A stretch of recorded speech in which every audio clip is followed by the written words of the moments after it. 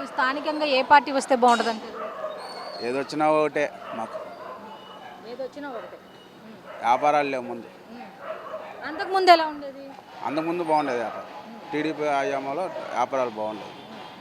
ప్రస్తుతానికి అయితే ఏమి లేవు కానీ మనకి దానివల్ల లేదు వ్యాపారం.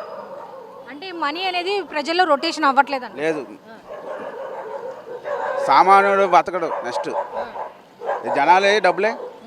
ఇప్పుడు 50 రూపాయలు అమ్మాలా, 50 రూపాయలు అమ్మితే జనాలు అక్కడ 50 రూపాయలు ఎక్కడ ఉన్నాయి?